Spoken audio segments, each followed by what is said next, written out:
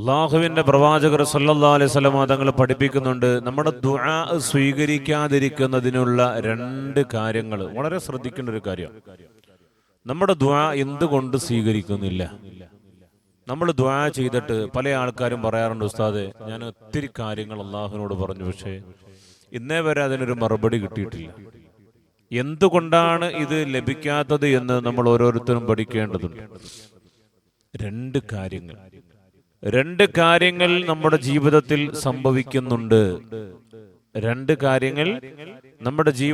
സംഭവിക്കുന്നുണ്ട്. അത് കാരണമായിട്ടാണ് നമ്മുടെ ദുആ അല്ലാഹു തആല സ്വീകരിക്കാത്തത്. ഹബീബായ റസൂലുള്ളാഹി സ്വല്ലല്ലാഹു അലൈഹി വസല്ലം തങ്ങളെ പഠിപ്പിക്കുന്നു, ഏതൊക്കെയാണ് രണ്ട് കാര്യങ്ങൾ? ഒന്ന്, ഫവൈലുൽ ലിൽ മുസല്ലീന അല്ലദീന ഹും അൻ സ്വലാത്തിഹിം സാഹൂൻ. നിസ്കാരത്തിനോട് അലസതയും മടിയും കാണിക്കുക. ളുഹർ നിസ്കരിച്ചാ പിന്നെ അസറില്ല, ളുഹറും അസറും നിസ്കരിച്ചാ പിന്നെ മഗ്രിബ് ഇശാഇല്ല. ഇതെല്ലാം നിസ്കരിച്ചാലും ളുഹറും അസറും മഗ്രിബെല്ലാം നിസ്കരിച്ച പിന്നെ ഇശാഇല്ല. ഇങ്ങനെ തോന്നുന്ന രീതിയിൽ നിസ്കാരമുണ്ടായാൽ ആ നിസ്കാരം കാരണമായിട്ട് അള്ളാഹുവിനെ കളിയാക്കുന്ന രൂപത്തിലുള്ള നിസ്കാരമാണത്. അള്ളാഹുവിനെ കളിയാക്കുന്ന രൂപത്തിലുള്ള നിസ്കാരമാ. ഇന്ന് നമുക്കറിയാമല്ലോ എന്റെ പ്രിയപ്പെട്ടവരെ, ഒരൽപ്പം നിസ്കരിച്ചാൽ തന്നെ 2 റക്അത്ത് 2 വഖ്തോ നിസ്കരിച്ചാൽ പിന്നെ അവൻ ആരാ? വലിയ ഔലിയായി. 2 നേരം വന്ന് നിസ്കരിച്ചാൽ മതി, പിന്നെ ഇവനങ്ങ് വലിയ കൊലകൊമ്പനായി, വലിയ ഔലിയായി.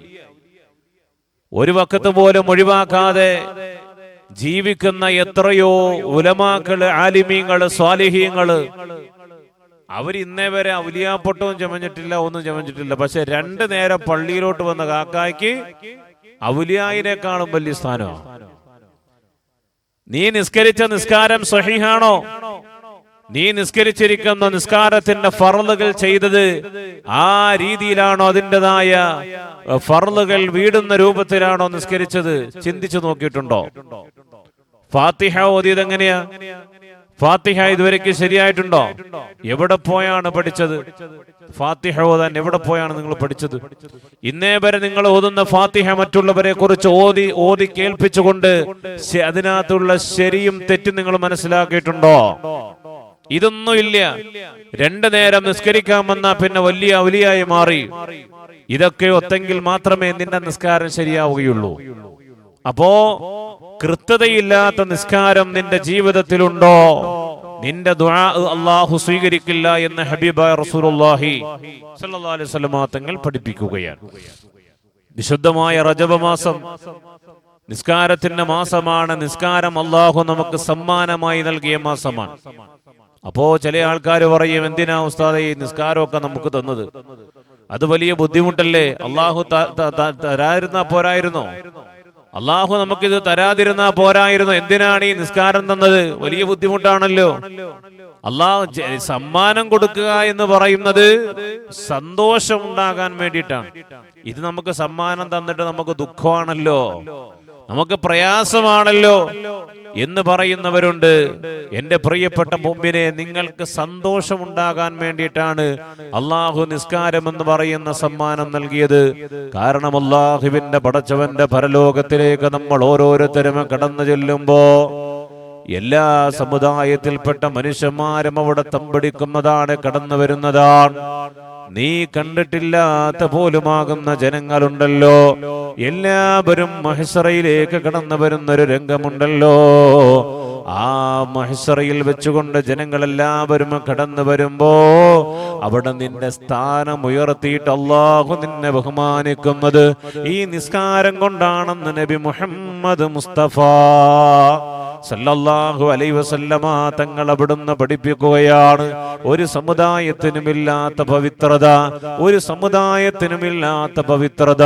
അതുകൊണ്ട് തന്നെയാണ് നബിമാരുടേതായ സമുദായം പോലും കൊതിച്ചു പോയത്.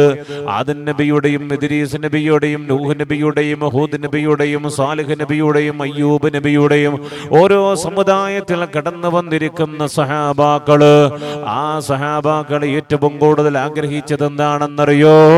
അവസാനമായി കടന്നു വരുന്ന ലോകത്തിന്റെ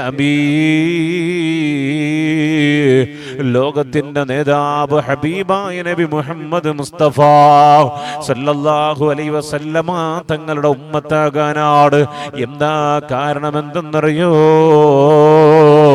അവസാനം ലോകത്തിലേക്ക് കടന്നു വന്ന സമുദായമാണെങ്കിലും നാളെ സ്വർഗത്തിലേക്ക് ആദ്യമായിട്ട് കടന്നു പോകുന്ന സമുദായമാണ് ഹബീബായ തങ്ങളുടെ സമുദായമെന്ന് ലോകത്തോട് പ്രഖ്യാപിച്ച നബി മുഹമ്മദ് മുസ്തഫ.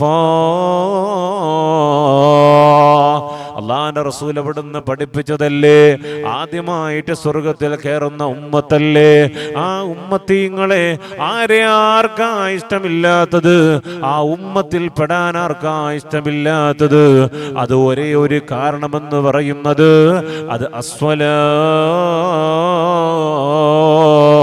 അത് നിസ്കാരമാണെന്ന് നബി മുഹമ്മദ് മുസ്തഫ. അതുകൊണ്ട് നിങ്ങൾക്ക് സമയം കിട്ടുന്ന സമയങ്ങളെല്ലാം നിങ്ങൾ നിസ്കരിക്കണേ. 5 നേരം നിങ്ങളുടെ നിസ്കാരത്തിന്റെ വഖത്തുകളുണ്ടല്ലോ, ഒരിക്കലും നിങ്ങൾ പാഴാക്കി കളയില്ലേ എൻ്റെ പ്രിയപ്പെട്ട ഉമ്മ. നിന്റെ ദുആ അല്ലാഹ് സ്വീകരിക്കണമെങ്കിൽ ഈ നിസ്കാരത്തിന് ശേഷം ഇരുന്നു കൊണ്ട് ദുആ ചെയ്തോ. അതുകൊണ്ടാണല്ലോ ഹബീബായ തങ്ങൾ അവിടുന്ന് പഠിപ്പിച്ചത്, നിസ്കാരത്തിന് ശേഷം ഇരുന്നു കൊണ്ട് ദിക്ർ ചൊല്ലിയിട്ട് ദുആ ചെയ്ത് കഴിഞ്ഞാൽ ആ ദുആയ്ക്ക് വല്ലാത്ത ഇജാബത്തോ എന്ന് ഹബീബായ റസൂലുള്ളാഹ് അല്ലാഹുവിന്റെ പ്രവാചകർ സല്ലല്ലാഹു അലൈഹി വസല്ലമ തങ്ങൾ അവിടുന്ന് പഠിപ്പിക്കുമ്പോ നിസ്കാരം തോന്നിയതുപോലെ നിസ്കരിച്ചിട്ട് ദുആ ചെയ്താ സ്വീകരിക്കണമെന്ന് പറയുന്നത് തന്റെ ഇടത്തരമല്ലേ? എങ്ങനെയാണ് എൻ്റെ പ്രിയപ്പെട്ട പെങ്ങളെ അല്ലാഹു തആല പറഞ്ഞതുപോലെ അനുസരിക്കാതെ കണ്ടതുപോലെ ജീവിച്ചിട്ട് അല്ലാഹു നീ പറയുന്നതെല്ലാം സ്വീകരിക്കണമെന്ന് പറഞ്ഞാൽ എങ്ങനെയാ നീതിയാകുന്നത്? അതുകൊണ്ട് ഹബീബായ തങ്ങൾ അവിടുന്ന് പറയുന്നു, നിങ്ങളുടെ ദുആ സ്വീകരിക്കാതിരിക്കാനുള്ള 2 കാര്യങ്ങൾ എന്താണെന്നറിയോ? തോന്നുമ്പോഴുള്ള നിസ്കാരമോ, തോന്നുമ്പോഴുള്ള നിസ്കാരമാണ്. രണ്ടാമത്തത് എന്തെന്നറിയോ? റിബാ, പലിശയാണെന്ന് നബി മുഹമ്മദ് മുസ്തഫ. പലിശയാണ്. പലിശ ഉപയോഗിക്കുന്നവര്, കൊടുക്കുന്നവര്, വാങ്ങുന്നവർ, ഉപയോഗിക്കുന്നവര്, സുബ്ഹാനല്ലാഹ്, അല്ലാഹുവിന്റെ റസൂൽ അവിടുന്ന് പറഞ്ഞില്ലേ, അവസാന നാളാകുമ്പോ പലിശയുമായി ബന്ധപ്പെടാത്ത ഒരു വ്യക്തിയെ പോലും കാണാൻ കഴിയില്ല. ഒരു വ്യക്തിയെ പോലും കാണാൻ കഴിയില്ല. എല്ലാവരും സമ്പത്തുണ്ടാക്കാനുള്ള നെട്ടോട്ടമാ.